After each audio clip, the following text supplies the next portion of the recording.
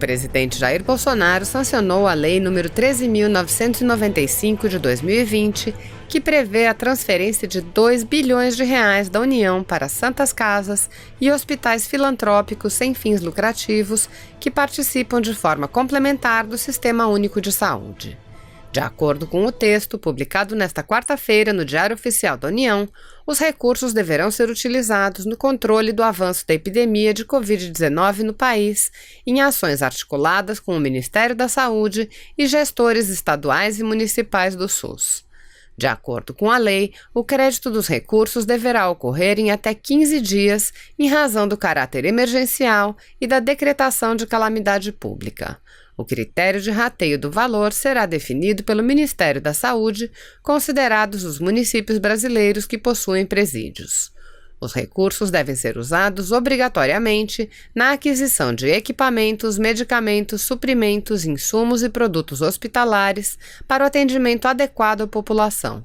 Pequenas reformas e adaptações físicas poderão ser feitas para aumento da oferta de leitos de terapia intensiva, além da contratação de profissionais de saúde para atender a demanda adicional.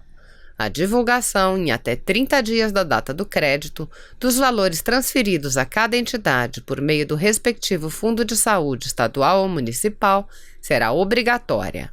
A lei estabelece ainda que o recebimento dos recursos adicionais independe da eventual existência de débitos ou da situação de adimplência das entidades beneficiadas em relação a tributos e contribuições na data do crédito pelo Fundo Nacional de Saúde. Foi ampliada a lista de serviços essenciais no país durante a pandemia de Covid-19. Luciana Colares de Holanda traz os detalhes para a gente. Lu, bom dia.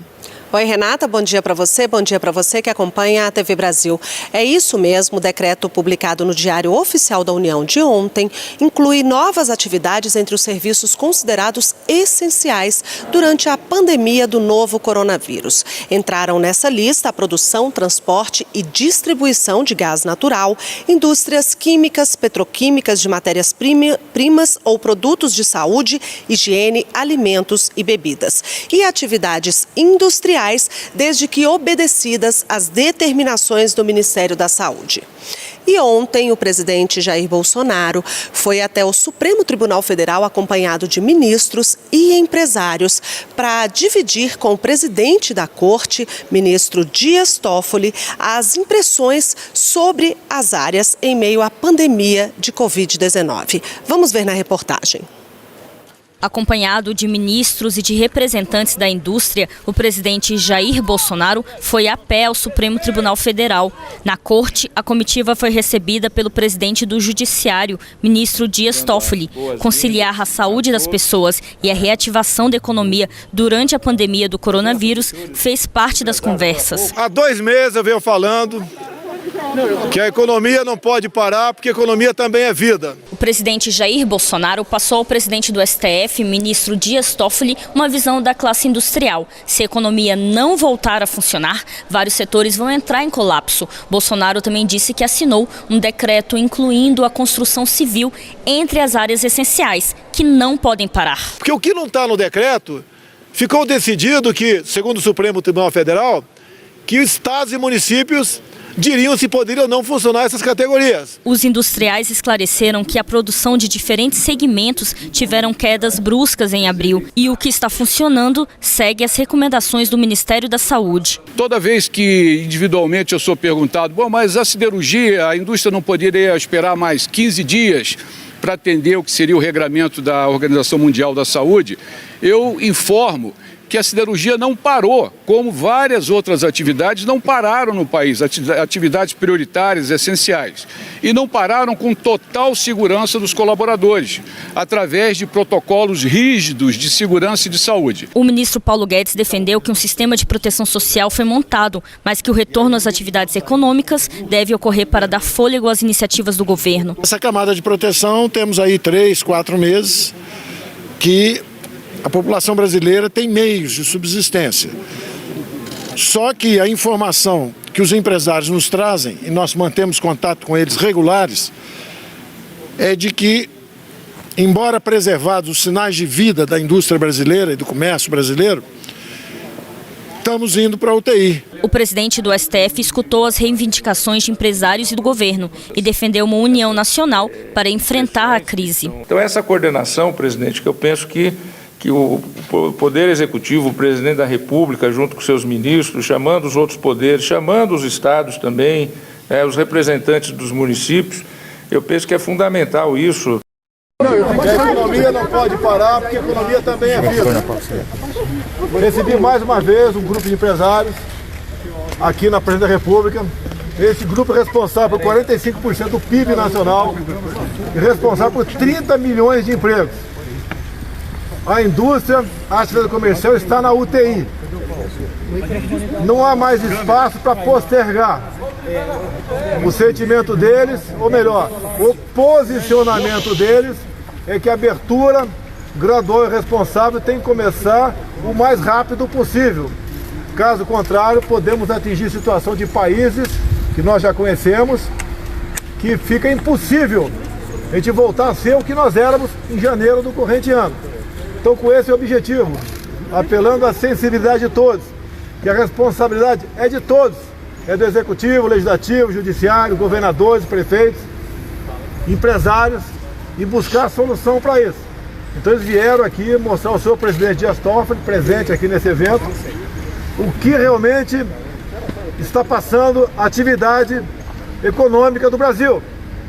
Aquela história, então, de que a economia deixa para lá, primeiro vida, não é verdade. Sempre disse que as duas atividades tinham que ser tratadas com responsabilidade. Então ninguém melhor do que o senhor Marcos Polo, aqui no momento, representando esses empresários, que fale um pouco com vocês, e depois o Paulo Guedes, para que todo o povo brasileiro entenda, né? Se bem que grande parte já está entendendo, o que está acontecendo e para onde nós não queremos ir.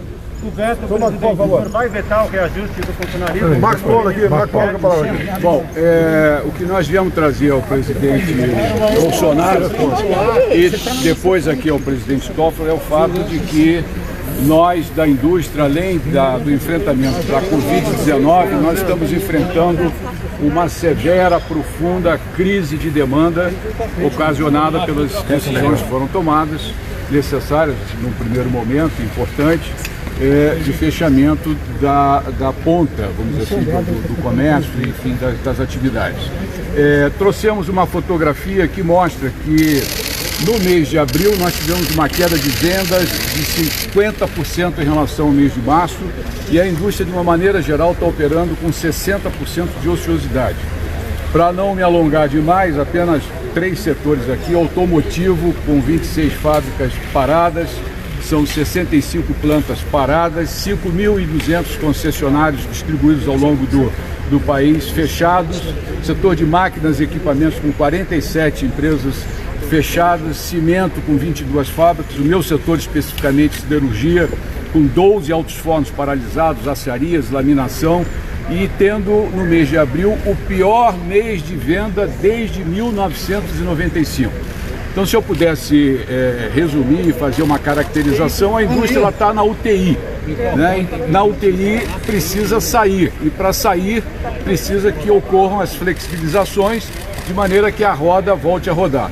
Toda vez que individualmente eu sou perguntado, bom, mas a siderurgia, a indústria não poderia esperar mais 15 dias para atender o que seria o regramento da Organização Mundial da Saúde, eu informo que a siderurgia não parou, como várias outras atividades não pararam no país, atividades prioritárias, essenciais, e não pararam com total segurança dos colaboradores, através de protocolos rígidos de segurança e de saúde. Então a nossa percepção é que esses protocolos que o Ministério da Economia já tem pronto, porque compilou, consultou todos os segmentos, esses protocolos podem ser utilizados em outras atividades, de maneira que a gente consiga o quanto antes a flexibilização. Eu acho que era isso.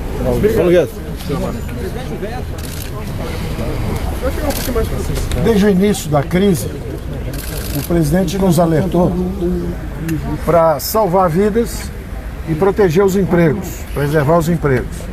Nós lançamos a camada de proteção para os informais, para os mais frágeis, para os mais idosos. E essa camada de proteção temos aí 3, 4 meses que a população brasileira tem meios de subsistência.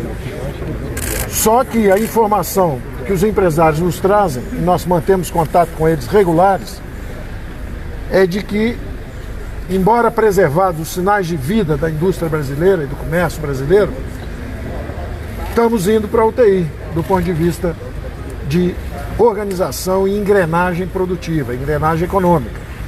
Então, na hora que eles nos comunicaram isso, o presidente imediatamente disse, olha, esse é um trabalho que nós temos que fazer juntos, vamos compartilhar essa informação com o Supremo, para que todos vejam que, embora nós tenhamos preservado os mais frágeis e os sinais de vida, de funcionamento da economia brasileira, como disse o Marco Polo, as acearias ainda estão funcionando, está tudo funcionando, a 40% de capacidade. Não faltou comida para os brasileiros, não faltaram os recursos de apoio dos programas que nós lançamos, está tudo ainda organizado. Só que eles estão dizendo o seguinte, há perigo de começar a desorganização. Então, embora nós estejamos protegidos, a população e todos tenham os recursos, o que adianta se daqui a 30 dias apaga a luz, desliga a comida para a produção nacional? Então o alerta que eles deram é muito importante, que é o seguinte, olha, embora haja proteção, o povo ainda tenha o dinheiro na mão, daqui a 30 dias pode ser que comecem a faltar nas prateleiras, pode começar a faltar e desorganizar a produção brasileira. E aí você entrar em um sistema de não só de colapso econômico, mas de desorganização social.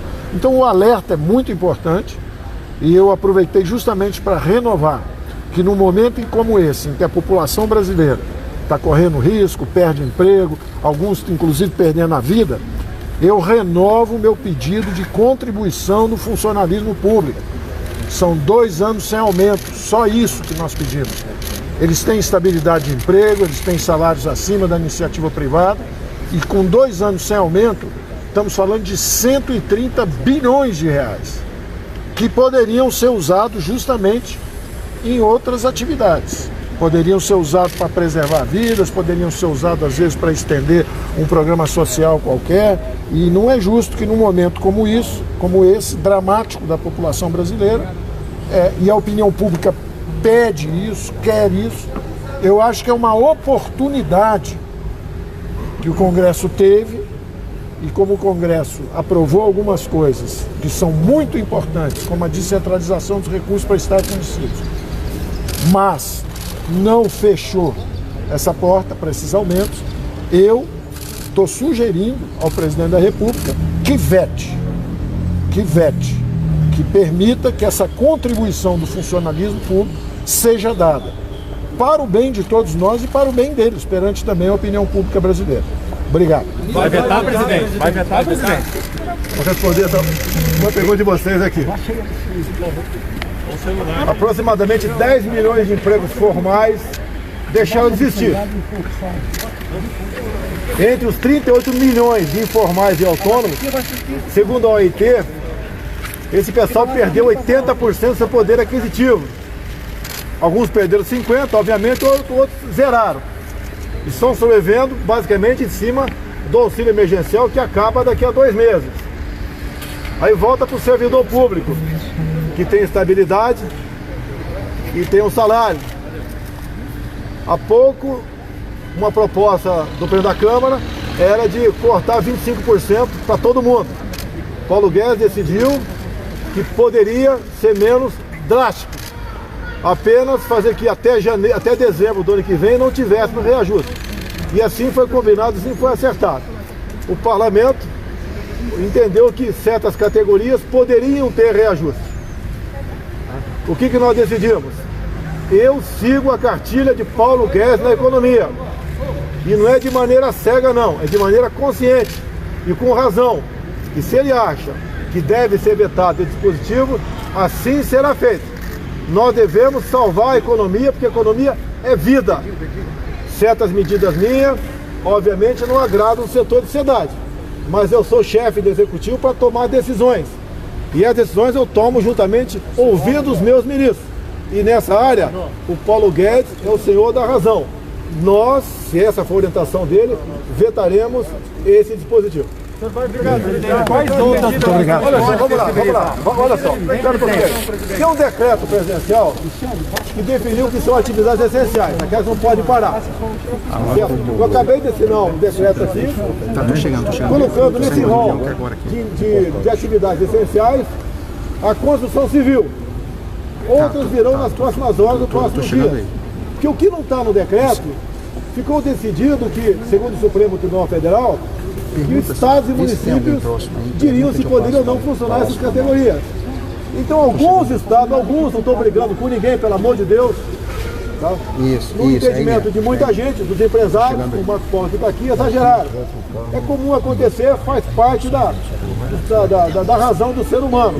Então nós vamos começar a colocar mais categorias essenciais para nós podermos abrir com responsabilidade e observado as normas do Ministério da Saúde, de modo que cada vez mais rápido nós possamos voltar à atividade normal. Caso contrário, depois da UTI, tá, é o cemitério. E não queremos isso para o nosso Brasil. Tá bom, presidente, vamos embora. Vamos ter que... Se você apoia Jair Bolsonaro, curta este vídeo. Manifeste a sua opinião e compartilhe para que a vontade do povo brasileiro seja conhecida. Inscreva-se no canal para ter acesso gratuito ao nosso conteúdo. Uma produção Folha Política.